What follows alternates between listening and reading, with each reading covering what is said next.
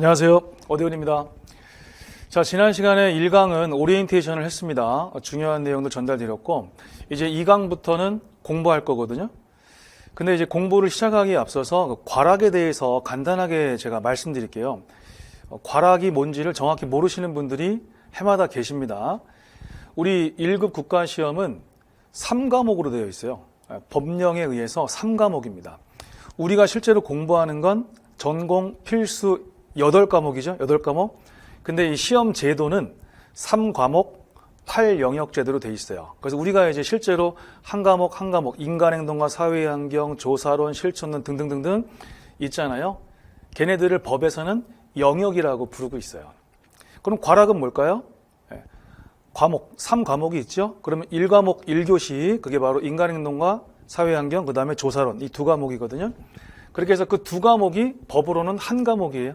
그래서 과락을 적용할 때 25문제로 적용하는 게 아니고 50문제. 50문제에서 20문제 맞으면 40% 되는 거죠. 그럼 19개 맞으면 과락, 20개 이상 맞으면 과락이 아닙니다. 그 다음 2교시, 2과목, 3교시, 3과목 있죠. 거기는 75문제겠죠. 75문제 가지고 과락을 적용하는 거예요. 그래서 이 과락을 모르셔가지고 이제 항상 질문하시는 분들이 많아서 그거 말씀드리고, 자, 이제 첫 번째 우리 전공 과목이죠. 전공 과목 인간행동과 사회환경을 시작하도록 하겠습니다. 자, 수업은 이렇게 할 겁니다. 문제를 바로 푸는 건 처음 공부하시는 분들이 도움이 안 될 겁니다. 제가 관련 이론을 설명드린 다음에 문제를 푸는 방식으로. 그러면 아마 여러분들이 좀 더 귀에 쏙쏙 들어오실 겁니다. 자, 일단 인간 발달 원리에 관한 설명 나와 있죠. 이게 이제 20회 1번 문제였어요. 근데 일단 기본적으로 해설 책을 보세요. 책을 보시면은 인간 발달의 원리가 9가지 나와 있죠. 요게 1급 시험에서 매년 나옵니다. 그래서 1회부터 20회까지 20년 동안 단 한 번도 빠지지 않고 시험에 나오는 내용입니다. 꼭 공부해야 되겠죠? 반드시 맞아야 되는 거예요. 자, 그랬을 때 여러 가지 내용이 있죠. 1번을 보시면 인간의 발달은 멈추는 일이 없이 계속 진행된다. 그래서 우리는 엄마 몸속에 형성이 되고 그 안에서 성장을 하고 세상 밖으로 나와서 죽을 때까지 계속해서 인간은 발달합니다. 여기서 말하는 발달은 전 생애에 걸친 모든 변화를 의미합니다. 우린 지금도 발달하고 있습니다. 뭐가 변해도 변하고 있죠. 그래서 발달은 계속해서 이루어지는데 어떤 때는 빨리 변할 때가 있고 어떤 때는 천천히 변할 때가 있고 그 속도가 완만할 때도 있고 그 속도는 달라요. 속도가 규칙적이지 않다. 일정하지 않다라는 거 중요한 포인트고, 그 다음 두 번째가 인간의 발달에는 최적기, 결정적인 시기가 있어요. 그래서 그 단계에서 꼭 이뤄야 할 발달 과업들이 있거든요. 꼭 그때 이뤄야 돼. 그걸 놓치게 되면은 따라잡을 수가 없습니다. 우리가 태어나서 1년이 지나잖아요. 그럼 몸무게가 3배가 늘어요. 제가 지금 50대인데 제가 만약에 1년 후에 몸무게가 3배가 되는 거 상상됩니까? 말이 안 되죠. 지금 저 중년기에는 그런 발달 과업이 없어요. 근데 태어나서 1년이 지났는데 몸무게가 3배 늘고 키가 1.5배 느는데 다 그래요. 거의 대부분이 다 그렇죠. 뭐 선천적인 어떤 장애나 어떤 결핍 이런 게 없다면 그게 지극히 정상적인 일입니다. 자, 그렇게 해서 결정적인 시기, 최적기가 있다라는 거. 그 다음 세 번째가 점성 원리라는 말이 있죠. 점성 원리 하면 일단 생각하세요. 에릭슨. 우리 인간의 평생에 걸친, 전생에 걸친 발달 단계를 최초로 제시한 인물, 에릭슨이죠. 그래서 에릭슨은 그 심리사회적 발달 단계가 시험에 매년 나오는 거죠. 자, 에릭슨이 평생에 걸친 그런 발달 단계를 제시할 때 바로 이 점성이라는 개념에 근거해서 이론을 만들어냈습니다. 그러면 이 점성이라는 건 뭐냐면 인간의 발달이 그냥 짠 하고 생기는 게 아니고 기초안, 기본 도안이 있는데 걔를 토대로 그 다음 발달, 그 다음 발달, 그 다음 발달이 이루어진다는 거고, 그 얘기는 인간의 발달은 과거와 연관성을 가지고 이루어진다는 겁니다. 자, 그럼 점성 원리를 따른다. 그리고 에릭슨 꼭 기억하시고요. 자, 그 다음 인간의 발달은 일정한 순서와 방향성이 있다고 돼 있죠. 예. 그렇기 때문에 어느 정도 예측이 되겠어요? 안 되겠어요? 예측이 되죠. 그러면 인간의 발달은 일정한 순서가 있고 일정한 방향이 있거든. 그러니까 예측할 수 있네? 예측할 수 있어요. 근데 유의할 사항, 예측할 수는 있는데 나이를 먹으면 먹을수록, 나이가 들면 들수록 예측이 쉬울까요? 어려울까요? 어렵습니다. 이것도 아셔야 됩니다. 그래서 나이가 들수록 어렵습니다. 그래서 노년기가 되면은 예측하는 것이 가장 어렵죠. 네, 어렵습니다. 우리 어린아이들이 좀 있으면은 뭐 옹알이 하겠다, 뭐 좀 있으면은 뒤집겠다, 뭐 좀 있으면은 이제 뭐 엄마, 아빠 하죠. 이런 거 어느 정도 예측하고 그대로 가고 또 예방주사 다 맞죠? 왜 맞아요? 예측하니까 맞는 거지. 자, 그렇게 해서 어렵지 않다. 근데 시험에서 매우 잘 나오는 게 그 일정한 순서와 방향성을 구체적으로 묻는 게 잘 나와요. 우리 갓 태어난 아이들 어디가 제일 크죠? 머리가 제일 크죠? 네, 그리고 몸, 나중에 팔다리 길어지죠? 일정한 순서와 방향, 그 순서와 방향을 바꿔치기.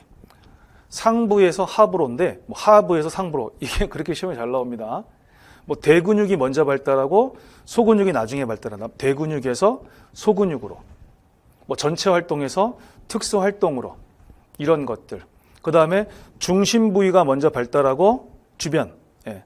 말초 부위가 나중에 발달하고 이런 거 있죠? 예. 이런 게 시험에 잘 나옵니다. 이거 바꿔치기 하는 게 1급 시험에 많이 잘 나옵니다. 그 다음에 6번. 인간의 발달은 뭐 분화와 통합의 과정이죠? 얘네들은 같이 가는 거예요. 분화가 되는 것도 있는데 이게 전체적으로 통합이 되는 과정인데 암기할 건 아니고 그렇게 해서 분화와 통합의 과정, 좋은 말. 우리가 공부하다 보면은 그냥 좋은 말을 그대로 받아들이는 거 많습니다. 걔네들은 열심히 공부를 하지 않아요. 왜? 우리가 이미 상식으로 알고 있는 거고. 그 다음 7번도 상식적인 얘기고 8번 얘기했고요. 9번에 개인차가 있죠. 쌍둥이도 다른 점들이 많죠. 그런 것처럼 개인차가 존재합니다. 얘네들이 매년 시험에 나옵니다. 꼭 맞아야 돼요. 그럼 이제 문제 보면 답 나오겠죠? 자, 이렇게 수업을 진행할 겁니다. 자, 보시면 자, 인간 발달 원리에 관한 설명을 옳지 않은 건데 발달에는 최적의 시기가 존재하지 않는다라고 했네요. 네, 존재하지 않는다. 존재하겠어요, 안 하겠어요? 존재하겠죠. 아까 그래서 뭐 인간의 발달에는 최적기가 있다. 즉 결정적 시기가 있다. 그 시기에 꼭 이뤄야 할 발달 과업이 있다라고 했죠. 그래서 뭐 1번이 틀렸고 그 다음 발달의 각 영역은 상호 밀접한 연관이 있다. 이런 거 우리가 공부하지 않습니다. 그래서 1급 시험 준비할 때 제가 이미 상식으로 다 알고 있는 걸 수업 시간에 열심히 가르치지 않습니다. 왜? 다 알고 있는 걸 왜 열심히 가르쳐요? 중요한데 잘 모르는 걸 열심히 가르쳐야지. 그 다음 일정한 순서와 방향이 있어서 예측 가능하다. 다만 나이가 들수록 예측이 어려워진다까지 공부해 놓으시고 그 다음 대근육이 있는 중심 부위에서 소근육의 말초 부위 순으로 발달한다. 정확하게 순서가 나왔죠? 이런 문제가 많이 나와요. 그 다음 연속적 과정 맞죠? 그 다음에 발달의 속도는 일정하지 않다. 즉 속도는 불규칙하다. 쉽죠? 한 문제 맞았습니다. 벌써 200개 중에 하나 맞았어요. 자, 그 다음에 2번을 가겠습니다. 자, 이번 문제는 이제 프로이드의 정신분석 이론에 관한 설명으로 옳은 거를 찾는 문제죠. 일단 이런 문제 형태를 우리가 조합형이라고 하는데 이 조합형 문제를 풀 때 좀 팁이 있습니다. 이 문제를 잘 활용하시면 실제 시험에서 시간을 절약할 수가 있는 그런 장점이 있거든요. 일단 기억을 읽었어요. 근데 지금은 뭐 내용을 잘 모른다고 가정하고 읽었는데 기억이 틀린 것 같아요. 기억이 틀린 것 같으면 지우셔야 돼. 기억이 틀렸다 그러면은 옳은 거를 찾는 거니까 기억이 있잖아요. 그러면 이제 뭐 어떻게 지우시든 지우시는 거예요. 그 다음에 여기도 지우고 그 다음에 여기도 지우고 이런 식으로. 그러면 한 문장 읽고 지금 3개를 지웠네요. 2개만 남았죠? 그러면은 지금 니은을 읽으면 답이 나오겠죠? 이런 거거든요. 그래서 이 조합형 문제를 풀 때는 항상 지우는 연습을 하셔야 돼. 나중에 제가 문제풀이 할 때는 여러분들이 하기 싫어도 연습이 될 수밖에 없게끔 반복은 해드릴 거고요. 자, 관련 내용을 먼저 공부하고 문제를 풀도록 하겠습니다. 일단 기본적으로 자아, 원초와 초자 이런 단어가 나오죠. 그래서 프로이드의 구조적 모델을 보시면 자, 원초아가 있고 자아가 있고 초자아가 있는데 자, 원초아는 기본적으로 쾌락 원칙의 지배를 받습니다. 그리고 1차적 사고 과정이 있고요. 그 다음에 자아는 현실 원칙의 지배를 받고 2차 사고 과정을 이제 활용합니다. 초자아는 사회적 원칙의 지배를 받아요. 사회적 원칙. 이 사회적 원칙은 우리가 흔히 말하는 도덕성이에요. 도덕성이고 나중에 이제 이론 수업 가면은 좀 더 자세한 내용들이 있는데 지금은 거기까지는 안 들어가고요. 일단 기본적으로 원초아는 우리가 흔히 본능으로 많이 표현하죠. 그럼 이 중간에 껴있는 자아는 이 원초아가 요구하는 거, 이 본능이 요구하는 거 있을 거고, 그 다음에 이 자아는 현실에 맞게끔 행동하도록 컨트롤 해줘야 되는 역할을 하는데, 얘가 요구하는 거랑 또 현실의 또 압력, 현실의 압박이 있다 보면은 아무래도 이 갈등이라는 걸 경험하게 되고, 또 그 갈등을 경험하게 되면 불안을 느껴요. 그래서 이 자아가 느끼는 불안이 세 가지라고 하는 겁니다. 그래서 현실적인 불안, 신경증적인 불안, 도덕적인 불안이거든요. 걔네들을 구별하는 것도 시험이에요. 좀 이따 그 교재로 보고. 자, 그 다음에 이제 초자아는 사회적 원칙, 도덕성이라고 했잖아요. 그러면 이 중간에 있는 자아는 얘가 요구하는 거, 또 얘가 또 요구하는 게 다르겠죠? 얘는 땡기는 대로 하려고 할 것이고, 얘는 그러면 안 돼, 그건 나쁜 짓이야, 막 할 거 아닙니까? 그러다 보면 얘는 어쨌든 원초아와 현실 사이에서도 힘들고, 그 다음 원초아와 초자아 사이에서도 힘들고, 많이 힘들잖아요. 그래서 자아는 뭘 무의식적으로 씁니까? 바로 방어기제를 쓰는 거죠. 그래서 우리가 자아 방어기제라고 불러요. 우리 1급 시험에서 초자아 방어기제로 시험에 나온 적도 있어요. 근데 그걸 틀리는 사람이 또 있어요, 세상에. 자, 지금 수업하는 거 엄청 중요한 거 미리 알아놓으면 나중에 엄청 편해집니다. 자, 그렇게 해서 자아 방어기제라는 거를 쓰는구나. 그러니까 지금 여기서 지금 시험의 포인트는 그러한 어떤 불안 요소, 그 다음에 방어기제 이런 내용 나올 거고요. 그 다음에 1차 사고, 2차 사고 이런 말 나오죠. 그래서 1차적 사고 과정은 논리적이지 않은 거, 시간적으로도 맞지 않는 거, 무질서한 거, 그런 사고 과정. 배가 고파. 배가 고픈데 이게 이미지를 떠올리는 거예요. 현실적이지 않은 이미지. 그냥 젖병을 떠올리거나 사막인데 그냥 오아시스 떠올린다. 그런다고 뭐가 해결되나요? 그렇게 해서 그러한 것들을 1차적 사고 과정이라고 하고, 그 다음에 자아는 2차적 사고 과정을 활용한다고 했죠. 이거는 쉽게 말해서 현실적인 사고를 한다. 그 얘기입니다. 좀 있으면 이제 엄마가 밥 줄 시간이 됐는데, 또는 본인이 실질적으로 먹을 거를 구할 수도 있고요. 그런 것들이 현실적인 거죠. 현실적인 거. 자, 이 정도면은 기본 설명이 됐을 것 같고, 그 교재에서 불안의 세 가지 형태 보세요. 자, 자아는 갈등을 경험하고 그 갈등은 불안을 일으킨다. 그 불안을 프로이드는 세 가지로 정리했다. 그럼 구별할 때 쉽게 하는 거예요. 항상 그 단어에 힌트가 있다. 현실적 불안이라고 했으면 현실에 존재하는 거죠. 제가 그 시험의 예로 1급 국가시험을 들었어요. 1급 국가시험을 보고자 한다면은 1급을 준비하는 과정에서 느끼는 불안이 있을 거예요. 무슨 불안? 현실적 불안. 어렵지 않죠? 그 다음 신경증 하면은 원초아 떠올리시고, 원초아. 그 다음에 도덕적 하면은 초자아 떠올리세요. 알았죠? 좀 아까 초자아 뭐라 그랬죠? 초자아는 도덕성을 말하는 것이다 라고 했죠? 자, 그렇게 해서 도덕적 불안하면은 초자아를 떠올리시고, 그 다음 신경증적 불안하면은 원초아를 떠올리세요. 그러면 이 세 가지 구별하는 거 완전 쉬워집니다. 자, 현실적 불안 했고, 신경증적 불안 뭐라고 되어 있어요? 원초아의 성적, 공격적 충동이 무의식을 뚫고 나와. 그래서 사회적으로 용납되지 않는, 허용되지 않는 행동을 하게 될까봐. 프로이드 하면 성적 충동, 공격적 충동, 너무너무 중요한 내용이죠. 그랬을 때 나의 성적 충동을 그냥 행동을 해버렸다. 성범죄. 나의 공격적인 충동을 그냥 행동을 해버렸다. 폭력, 범죄. 안 되겠죠? 그래서 느끼는 불안이 뭐라고? 신경증적 불안이라고요. 자, 그 다음 도덕적 불안하면 뭘 떠올리라고요? 초자. 그러면 내가 이렇게 원초아가 땡기는 대로 하면은 초자한테 혼날 텐데? 이런 거죠. 어떻게 하면 엄마한테 혼날 것 같아? 어떻게 하면 아빠한테 혼날 것 같아? 그런 거 도덕적 불안이죠. 그럼 이 세 가지 구별하는 거 어렵지 않습니다. 자, 그럼 문제를 풀 수 있을 거예요. 이렇게 해서 공부하는 거구나. 이렇게 공부한 다음에 이렇게 문제를 푸는 거구나. 요거를 느끼시면서 따라오시면 더 재밌을 겁니다. 자, 일단 자아는 1차적 사고 과정과 현실 원칙을 따른다. 그럼 좀 아까 수업했으니까 저 문장이 맞는지 틀린지 판단되시죠? 뭐가 틀렸어요? 1차적 사고 과정이 틀렸죠? 그래서 자아는 2차적 사고 과정 그리고 현실 원칙을 따른다라고 했고요.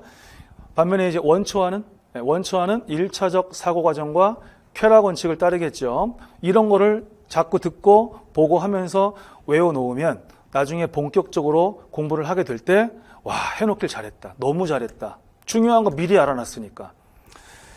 자, 그래서 여기 기억이 있는 거 3개 지웠어요. 그 다음에 니은을 볼까요? 니은. 자, 잠복기에 원초아는 약해지고 초자아는 강해진다라고 되어 있죠. 여기서 또 하나 설명을 간단하게 드릴게요. 우리가 그 프로이드의 심리, 성적, 발달 5단계 있죠. 그게 이제 구, 항, 남, 잠, 생 해서 구강기, 항문기, 남근기, 잠복기, 생식기거든요. 요 세부 내용은 또 이론 수업 때 이제 할 거고 그 전에 답변실 때도 할 건데 어쨌든 이 기본적으로 남근기 때 우리 남자 아이들은 오이디푸스 컴플렉스를 경험하고 여자 아이들은 엘렉트라 컴플렉스를 경험을 하게 됩니다. 그리고 그러한 컴플렉스를 극복하게 됨으로써 획득하게 되는 성격 요소가 바로 초자입니다. 초자. 도덕성을 확립하는 거예요. 근데 지금 저기서 말하는 게 뭐죠? 잠복기잖아요. 잠복기. 그럼 초자가 형성됐다. 초자가 확립됐다. 그랬죠? 그러니까는 잠복기로 넘어갔으면은 어떻게 되겠어요? 있는 그대로죠? 자, 원초아는 약해지고 초자아는 강해진다. 그 전에 형성은 됐으니까 더 강해지고 그리고 원초아, 본능적인 요소는 약해지고 맞는 말이죠. 그래서 니은이 맞는 말이잖아요. 근데 여기 니은 없죠? 그러면 어떻게 됐죠? 지문 2개 읽고 답 찾았어요. 그래서 이 조합형은 이렇게 지워가면서 문제를 푸는 게 참 중요하다. 참 중요하다라는 거 자꾸 인식하시고 제가 수업 시간에 드리는 그런 좋은 이야기들을 처음부터 잘 들으시는 분들이 계시고 그 다음에 계속 안 들으시다가 막판에 가서 이제 듣는 분들도 계시고 그런데 처음부터 들으시면은 여러분들이 얼마나 유익한 일이 많이 생길지 기대하셔도 좋습니다. 자, D급 보세요. 신경증적 불안은 자아의 욕구를 초자아가 통제하지 못하고 초자아 나왔네요. 도덕성 다르죠? 자, 그렇게 해서 기본적으로 아까 신경증하면 뭘 떠올려라? 원초아를 떠올려라. 원초아를 떠올려라. 그래서 원초아가 땡기는 대로 하는 거를 내가 하게 될까 봐 무서운 거. 이게 신경증이었죠. 자, 그래서 D것도 틀렸고 그 다음에 리얼. 방어 기제는 외부 세계의 요구로부터 스스로를 보호하고자 하는 무의식. 여기서 이게 너무 중요합니다. 방어 기제는 알고 쓰는 게 아니에요. 내가 의식해서 쓰는 게 아닙니다. 나도 모르게 쓰는 겁니다. 그래서 방어 기제는 무의식적으로 사용하는 것이고 자아가 불안을 느끼니까 그 불안을 어떻게든 좀 잊어보려고 하는데 나도 모르게 무의식적으로 사용하는 것이 바로 자아 방어 기제입니다. 자, 그럼 3번 문제 보겠습니다. 일단 피아제 인지 발달 이론이 나왔어요. 얼마만큼 중요하냐면 인간 행동과 사회 환경에서 피아제 인지 발달 4단계 이제 단계 구분 있죠. 그 단계를 구분하는 문제가 1급 시험에서 매년 나오거든요. 근데 매년 나오는데 한 문제가 아니고요. 여러 문제가 나와요. 항상 여러 문제가 나와요. 그래서 피아제가 인간 행동과 사회 환경에서 차지하는 비중이 1이라고 해도 과언이 아닐 정도로 여러 문제가 나와요. 꼭 해야 되겠죠. 아까 프로이드 지금 여기 지금 다루고 있는 것들은 너무너무 중요한 거고 그거를 미리 알아놓으면 향후 공부할 때 큰 도움이 된다는 사실을 잊지 마시고 들어주세요. 자, 거기 지금 전조잡기의 발달 특성이라고 되어 있지만 어차피 4단계를 다 공부하셔야 됩니다. 어차피. 그래서 제가 해설에다가도 4단계를 다 명시해 놨죠. 보세요. 자, 첫 번째가 감각운동기이고 0에서 2세입니다. 2세라는 게 어떤 의미냐면 태어나서 24개월까지입니다. 중요합니다. 그냥 드리는 말씀이 아니에요. 24개월. 그럼 이때까지는 어떤 특징이 있을까? 자, 유아의 행동은 대부분 자극에 대한 반응이다. 대부분이 자극에 대한 반응이기 때문에 명칭이 감각운동기입니다. 그 다음 유아적인 언어를 쓰죠. 다 아는 사실이죠. 인간의 발달 단계 공부할 때 이미 우리가 알고 있는 또는 여러분들 개개인이 알고 계시는 그 상식과 일치하잖아요. 그러면 걔는 공부 끝난 거예요. 왜? 내가 알고 있던 거랑 똑같으니까 공부할 게 없죠. 근데 진도를 나가다 보면은 내가 알던 거랑은 다른데 이런 게 있죠. 그러면 걔 어떻게 해야 돼요? 공부해야죠. 그 다음 이런 게 있었어? 처음 보는데 어떻게 해야 돼요? 공부해야죠. 다만 제가 하라는 것만 하셔도 충분히 안정적인 점수를 합격합니다. 자, 유아적 언어 사용하는 거 상식이고요. 상징적인 사고를 시작하는데 그 칸에 마지막 점을 보시면 6단계가 있어요. 그래서 감각운동기는 세부 6단계로 또 구별할 수가 있는데 이 세부 6단계의 순서는 지금까지 시험에 2번 나왔는데 20년 동안 2번 나왔으니까 제가 꼭 공부하라고 강요하지 않습니다. 제가 가려드립니다. 알았죠? 이거는 중요한 거 다 하신 다음에 나는 진짜 더 고득점으로 할 거야. 만약에 나오면 맞출 거야. 그럴 때 하세요. 자, 근데 그 마지막 단계가 뭐죠? 상징적 표상기, 통찰기, 사고의 시작이죠. 그렇게 해서 상징적 사고 시작은 언어를 사용하는 것과 연결이 되는 겁니다. 되는 거고, 그 다음에 여기서 시험에 제일 중요한 거, 거의 매년 나오는 게 바로 대상 영속성이라고 하는 개념입니다. 감각운동기에 대상 영속성을 획득하는데 얘는 한 번에 형성되는 게 아니고요. 꾸준히 점진적으로 발달되는 겁니다. 그러다가 언제 얘가 확립되느냐? 그게 바로 감각운동기 마지막 6번째 단계인 상징적 표상기 때, 그때 완전히 획득이 되는데 그 획득되는 시기가 바로 24개월경입니다. 그렇죠? 그 대상 영속성이 뭐냐면 어떤 대상이 있어요. 근데 걔가 눈에 안 보이는 거예요. 근데 눈에 안 보이지만 그 대상이 이 세상에서 완전히 사라진 건 아니야. 엄마 아빠가 출근을 해요. 빠이빠이를 해요. 근데 슬프지가 않아. 왜? 엄마 아빠가 이따 저녁에 퇴근하고 오실 거거든요. 그러면 우리가 뭐라 그래요? 대상 영속성이 확립됐구나라고 얘기하죠. 근데 어린아이들은 어떨까요? 처음에는 장난감 가고 놀다가 엄마가 몰래 감췄어요. 그럼 얘가 잠깐 찾는 것 같다가 안 찾아요. 왜? 완전히 없어진 것 같아.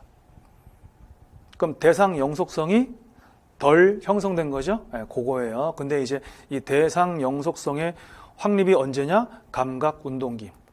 그리고 마지막 6단계에서. 이게 마지막 6단계가 18개월경에서 24개월까지입니다. 제가 왜 이렇게 강조할까요? 중요하니까. 자, 했고요. 자, 그 다음에 이제 전조잡기로 갑니다. 전조잡기는 초등학교 들어가기 전까지예요. 이 전조잡기를 삐아제는 2에서 7로 이렇게 연결을 시켰거든요. 연결을 시켰는데 우리가 이제 인간행동과 사회환경 기출문제들을 보면은 2세에서 7세로 삐아제 이 연령 구분을요. 우리는 실제 시험에서 3에서 6세로 많이 써요.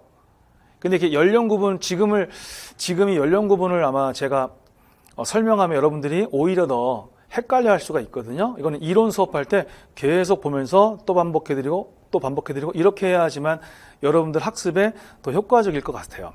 어쨌든 이게 알고 보면 같은 말이라는 거. 자, 이해가 안 되셔도 지금 그냥 참으세요. 참으시고. 자, 그랬을 때 중요한 거는 뭐예요? 초등학교 들어가기 전까지. 그거는 이제 잘 기억해 놓으십시오. 이때 언어 능력 발달 너무 중요하죠. 말 정말 많이 늘죠. 질문 많이 하죠. 다 압니다. 하지만 전조작기라는 건 아직은 조작을 하기 전 단계다. 그러면 이 얘기는 뭐예요? 아직은 논리보다는 지각에 더 의존하고 있다. 그 뜻이고요.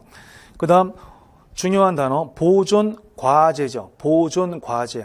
구체적 조작기에 가면 둘째 줄에 보존, 개념, 획득이라고 되어 있죠. 요거 구별하시는 거예요. 이런 디테일을 구별을 잘 하셔야 됩니다. 왜? 너무 중요한 내용이니까. 그래서 보존 과제가 주어져 있다. 즉, 그 과제를 풀어야 하는 단계다. 이런 뜻입니다. 그래서 보존 과제에는 뭐 수의 보존 과제, 질량의 보존 과제, 액체의 보존 과제가 있는데 그 내용에 대해서는 이제 이론 시간에 말씀드릴 거예요. 지금은 안 해도 돼요. 자, 그다음에 전조잡기 때는 상징놀이가 있네요. 전조잡기의 특징 중에. 그래서 뭐라고 돼 있어요? 정신적 표상으로 대상을 만들어서 놀아요. 우리 빗자루인데 빗자루를 총이라고 생각하고 빠바방 이러고 놀죠. 이런 거예요. 이런 게 이제 상징놀이인데 언제? 전조잡기. 전조잡기. 그래서 이런 걸 공부할 때 가장 중요한 포인트가 뭐냐면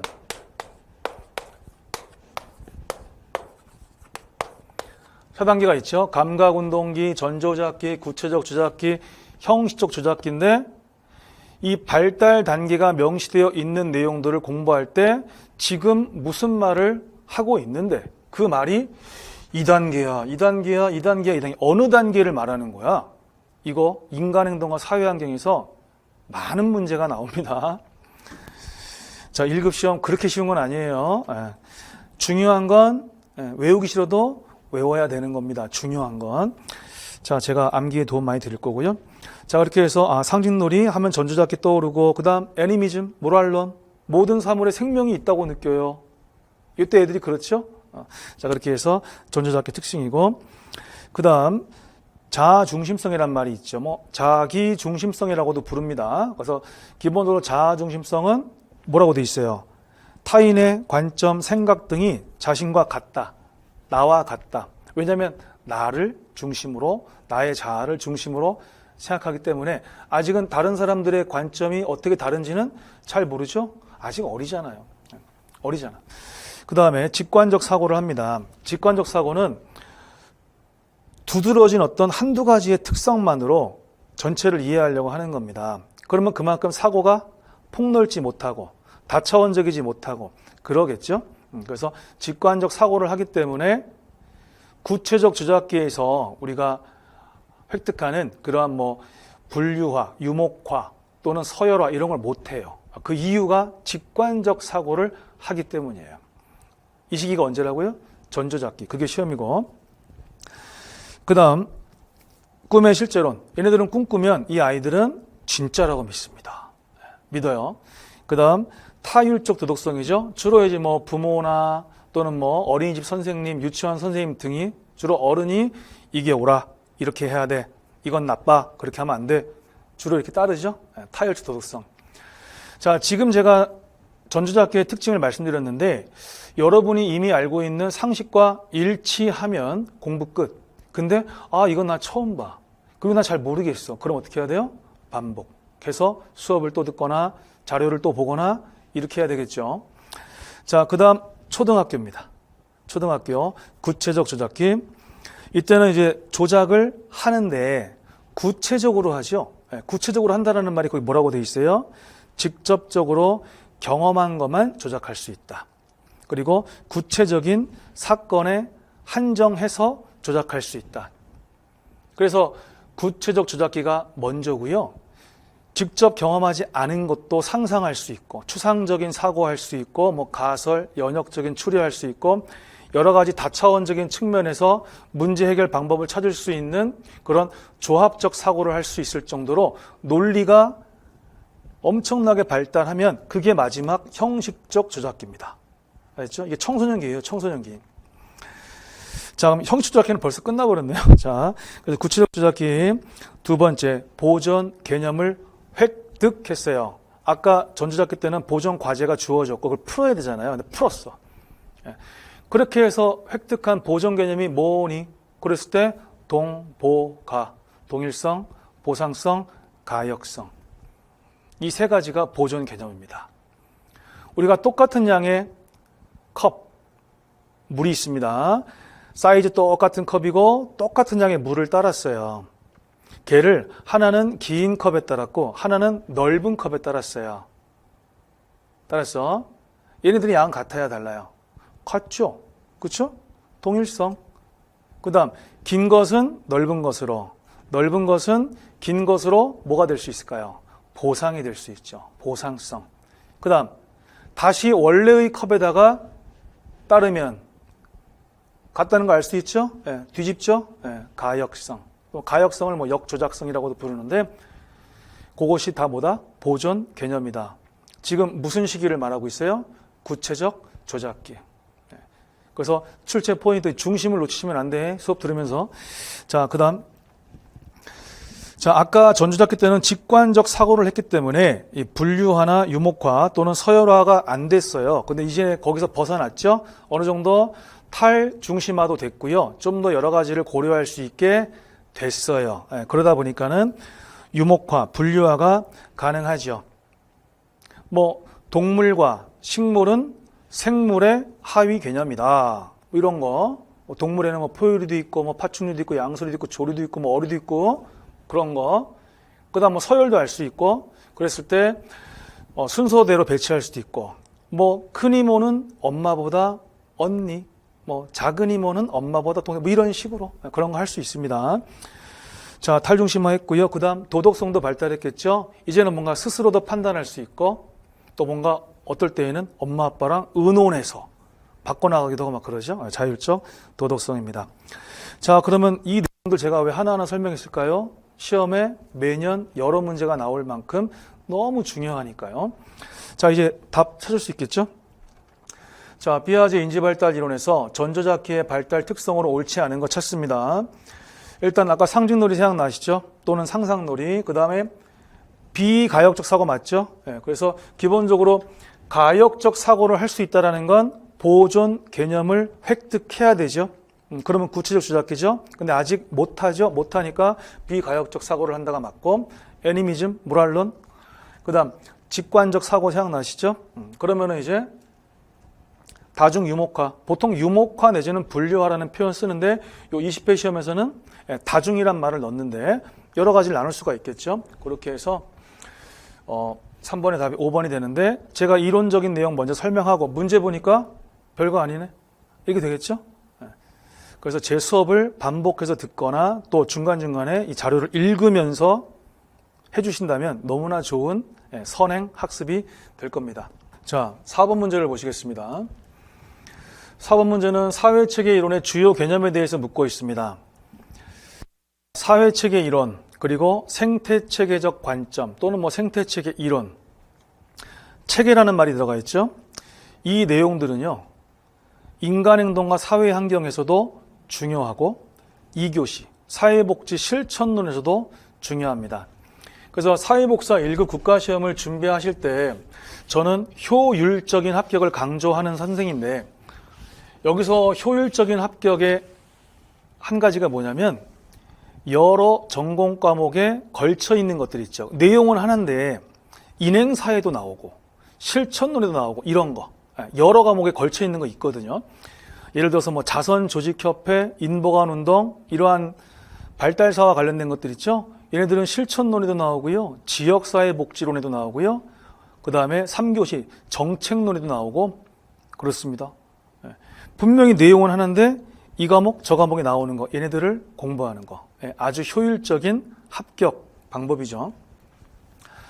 자, 사회복지학에서는 사회체계 이론 개념을 많이 씁니다. 원래 여기서 지금 다루고 있는 이 개념들은 원래 일반 체계 이론에서 갖다 쓰는 건데 우리가 시험에 낼 때는 그냥 사회체계 이론으로 내고 있어요. 기본 개념을 보시면 답이 또 쉽게 보이겠죠. 자, 내용 보세요. 일단 체계라는 개념 자체를 여러분들이 숙지하시는 거예요. 체계 이론에서 말하는 체계가 뭐야? 그거 숙지하세요. 상호 의존적이고 상호작용하는 부분들로 구성된 전체. 체계 이론은 체계로 시작해서 체계로 끝나요. 모든 체계는 나보다 상위 체계가 있고 하위 체계가 있어요. 그 다음 나보다 더 큰 체계가 있고 나보다 더 작은 체계가 있어요. 우리 인간은 세포 입장에서 봤을 때 나는 세포 입장에서 난 전체죠. 그죠? 그런 체계고요. 또 내가 만약에 가족 구성원 중에 한 명이 되면 가족 전체 체계의 일원이죠. 이런 식으로 체계로 시작해서 체계로 끝납니다. 그런 개념을 지금 체계라고 표현하고 있군요. 그래서 그 두 줄밖에 안 되는 거 숙지하시고, 그 다음 경계라고 하는 중요한 개념 나왔네요. 자, 체계를 외부 환경과 구분해주는 일종의 테두리. 눈에 보일까요? 안 보일까요? 안 보이죠. 이거는 대인관계, 상호작용에서 나타난 거기 때문에 뭐 천정이나 바닥, 벽 이런 것처럼 눈에 보이는 그런 물리적인 경계는 아니죠. 인간관계를 통해서 우리가 파악할 수 있는 거죠. 아, 뭐 쟤네들은 너무 경계가 폐쇄적이야, 뭐 너무 개방적이야, 뭐 등등 그런 것들입니다. 그래서 경계의 역할이 뭐냐? 둘째 줄, 체계의 정체성이나 독특성을 유지시켜주는 것도 경계의 역할이고요. 그 다음에 들어가고 나오고 이런 것들을 통제해 주는 것도 경계의 역할이거든요. 그러면 역으로 묻는 거죠. 이런 것들을 얘기한 다음에 이게 뭐니? 그랬을 때 경계, 이 단어가 떠올라야 돼요. 그렇죠? 그게 시험 공부예요. 1급 시험 공부예요. 자, 그 다음 균형, 항상성, 안정 상태가 있는데, 균형의 그 폐쇄체계 있죠? 예. 그거 체크해 놓으면 좋아요. 폐쇄체계. 그 다음 엔트로피, 네겐트로피 시너지가 있는데 엔트로피 폐쇄체계죠? 그거 체크해 놓으면 좋아요. 그러면 그 6개잖아요, 총. 그 6개의 개념 중에서 폐쇄체계적인 속성이 강한 것 2개가 있다. 하나는 균형, 하나는 엔트로피. 폐쇄체계적인 속성 좋을까요, 안 좋을까요? 안 좋죠. 시험 공부예요, 지금 시험 공부. 자, 그래서 체계 이론에서 말하는 균형이란 단어는 안 좋은 단어입니다. 안 좋아요. 자, 폐쇄체계적이라는 건 교류가 거의 없다. 상호 교류가 거의 없다. 그러면서 현재 상태를 유지하려고만 한다. 어우, 이거 정말 안 좋은 겁니다. 엔트로피, 상호작용이 계속 감소한다. 폐쇄체계적이죠? 계속 감소하면서 체계 내에 유용한 에너지가 감소합니다. 좋은 게 감소하니까 안 좋은 거죠? 그래서 균형, 엔트로피 안 좋은 개념이다. 인식하세요. 자, 그 다음 나머지 4개는 다 무슨 체계적인 속성이 있겠어요? 개방, 체계적인 속성을 가지고 있겠죠? 그 자체가 시험이고, 그러면서 뜻을 구별하는 겁니다. 출제 포인트는 그 뜻을 구별하는 것, 개념을 구분하는 게 출제 포인트예요. 자, 항상성 보세요. 개방체계이면서 체계의 현재 상태, 현상을 유지하려고 하고 체계의 일관성을 유지하려고 하죠. 그렇기 때문에 항상성은 균형과 같은 성격을 가지고 있잖아요. 균형도 유지, 항상성도 유지 갖고 있죠. 그랬을 때 항상성은 개방체계적인 속성을 가지고 있지 않습니까? 즉 교류를 하면서 유지를 하려고 하죠. 그래서 이제 뭐라고도 부르냐면 균형은 균형인데 교류를 하니까 역동적 균형이라고 부릅니다. 그리고 또 만약에 균형이 깨질 때가 있죠. 우리 사람으로 치면은 갑자기 직장에서 실직을 당했다. 균형 깨졌잖아요. 그런 경우가 쉬운 예인데요. 그랬을 때 항상성의 기능은 뭐냐면 원래의 상태로 돌아가려고 하는 겁니다.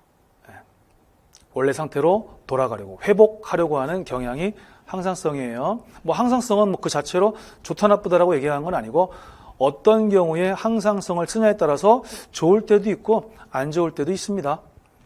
자, 그 다음 언제 좋고 안 좋고 나중에 이론 수업 때 또 제가 재밌게 설명드리겠습니다. 자, 안정 상태는 개방체계이면서 어떤 거냐면 말 그대로 안정을 추구하는 거고요. 내가 봤을 때 야, 변화가 필요하다라고 느꼈으면 스스로 변화를 시도하는 거예요. 그 체계의 구조가 바뀌는 거예요. 목적은 뭐예요? 안정 위해서, 안정을 위해서. 좋은 거죠. 안정 상태는 그냥 좋은 개념이에요. 좋은 개념. 건강한 상태입니다. 자, 그 다음에 엔트로피의 반대말 네거티브 엔트로피. 그럼 네겐트로피는 좋은 개념이겠죠. 그래서 상호작용이 증가합니다. 증가하면서 체계 안에 있는 유용하지 않은 에너지들이 감소해요. 그럼 유용하지 않은 에너지가 감소하니까 좋은 거죠. 좋은 거. 그 다음 시너지는 상호작용이 증가하면서 체계 내에 유용한 에너지가 증가하는 거예요. 이것도 좋은 거죠. 근데 네겐트로피하고 시너지하고 혼동될 수 있어요. 그래서 명확하게 개념을 구분하는 것이 1급 시험 준비. 단 중요한 건 선생님이 찝어준다. 요겁니다. 자, 문제 보면 답 보이겠군요. 자, 첫 번째 1번 선지를 보시면 뇌겐트로피는 폐쇄 체계가 지속되면 나타나는 현상. 벌써 안 맞죠? 뇌겐트로피 좋은 개념이었잖아요. 개방 체계였잖아요. 상호작용 증가하면서 유용하지 않은 에너지가 감소하는 거였잖아요. 그럼 벌써 1번이 틀린 거 이제 알 수 있고, 자, 옳지 않은 거 나왔죠? 1번 틀린 거 알 수 있고요. 옳은 거지만 여러분 복습 한 번 더 하시라고 제가 읽어드릴게요. 항상성은 비교적 안정적이며 지속적인 균형 상태를 유지하기 위한 체계의 경향이다. 개방 체계다. 까지 기억하시고, 불균형이 생기면 균형을 회복하려고 하는 그러한 속성, 경향이고, 거기까지 복습. 시너지는 체계 내부 간 혹은 외부와의 상호작용이 증가함으로써 체계 내에서 유용한 에너지 양이 증가하는 현상이죠. 그래서 1 더하기 1은 2가 아니라 2 이상이다. 이게 체계의 속성이고요. 시너지입니다. 시너지. 그 다음 경계는 체계와 환경 혹은 체계와 체계 간을 구분하는 일종의 테두리를 말한다. 그래서 체계의 정체성, 독특성을 유지시켜주는 기능, 그리고 에너지 교환, 외부와의 어떤 그런 교환 관계를 통제해주는 그런 기능을 수행하는 것이 경계다라고 했고, 그 다음 5번 균형은 외부 체계로부터의 투입이 없어 체계의 구조 변화가 거의 없이 고정된 평형 상태. 이거 안 좋은 개념이죠. 안 좋은 개념. 자, 이렇게 해서 개념을 구별해내는 거 여기 1급 시험의 핵심이에요. 자, 이제 마지막 5번 문제 보겠습니다. 자, 시험에서 또 중요한 인물 중에 한 명, 에릭슨이죠. 에릭슨 하면은 전생에 걸친 발달 8단계입니다. 그래서 우리가 정확하게 심리, 사회적 발달 8단계고요. 기본적으로 우리 책 해설 자료를 보시면 오른쪽 끝에 프로이드의 심리, 성적 발달 5단계도 책에 있죠. 다 이유가 있습니다. 프로이드의 5단계랑 에릭슨의 8단계 중 앞에 5단계는 시기적으로 일치합니다. 그리고 걔네들을 연결시켜서 외우셔야 됩니다. 괜히 써놓은 게 아니에요. 1급 시험은 디테일하게 개념을 묻거든요. 그랬을 때 1급을 제대로 준비하셔야 된다. 그런 분들은 요 표 있죠. 다 외우셔야 돼요. 물론 제가 이제 이론 시간에는 상세하게 설명하면서 외우는 거를 이해시켜서 도와주는 작업까지 하지만 지금은 뭐 거기까지 들어가는 건 아니고 어쨌든 이걸 다 외워야 돼? 근데 제가 포기하지 않는다 그랬죠? 나중에는 다 이거를 줄줄줄줄 외우시게 될 겁니다. 자, 그래서 일단 그 표를 보세요. 에릭슨의 심리사회적 발달 단계인데 일단 8단계가 있고요. 첫 글자를 따볼게요. 그러면 유, 초, 유, 안대에 아동기가 초등학교거든요. 초등학교를 학령기라고도 부르거든요. 그래서 유초유학 이렇게 나중에 외우게 할 거예요. 그래서 유초유학, 청성성노 제가 이렇게 외우게 할 겁니다. 처음에는 뭐야 했다가 나중에는 와 이럽니다. 유초유학, 청성성노 이렇게 외울 거예요.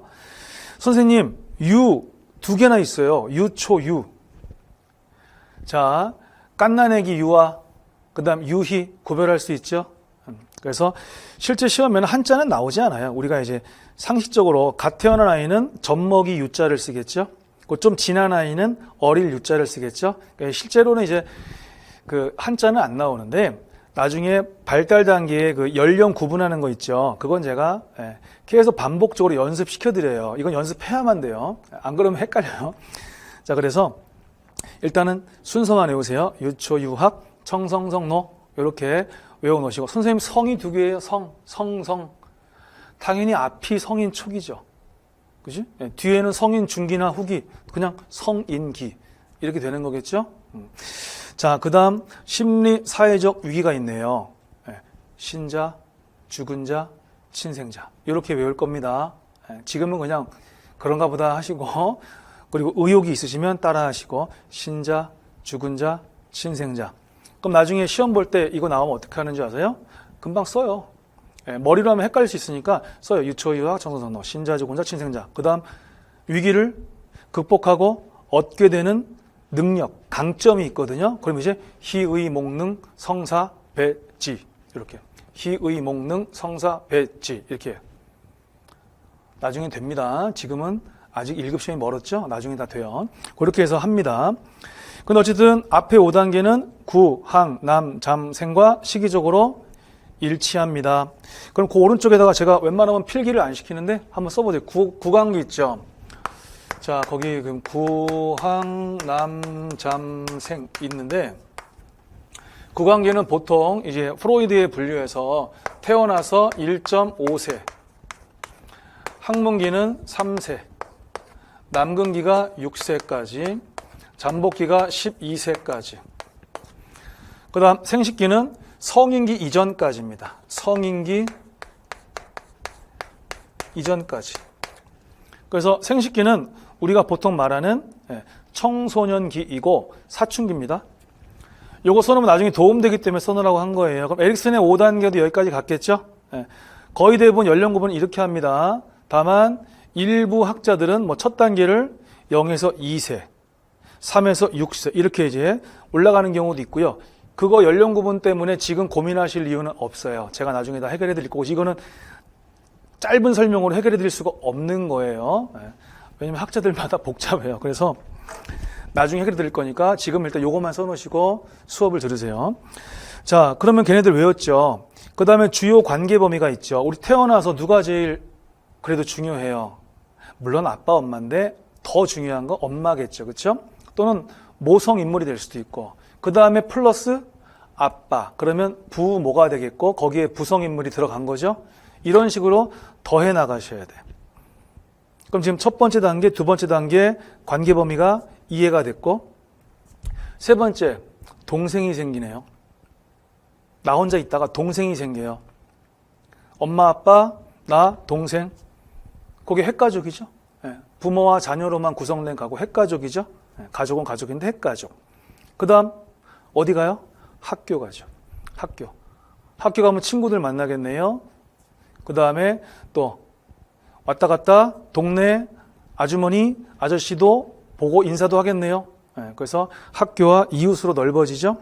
그 다음에 청소년기 때는 또래 집단이 전체 발달 단계에서 가장 중요한 시기입니다. 또래 집단은 항상 중요해요. 근데 에릭슨의 이론에서 또래 집단이 가장 중요한 시기를 묻거나 또는 우리가 인간의 발달 단계를 나중에 배울 거거든요. 전체 발달 단계 중에서 또래 집단이 가장 중요할 때가 언제냐? 그러면 답은 청소년기입니다. 알았죠? 그러면 지금 이해도 되고 암기에도 도움이 됐죠? 그 다음 청소년들은 호불호가 좀 뚜렷해요.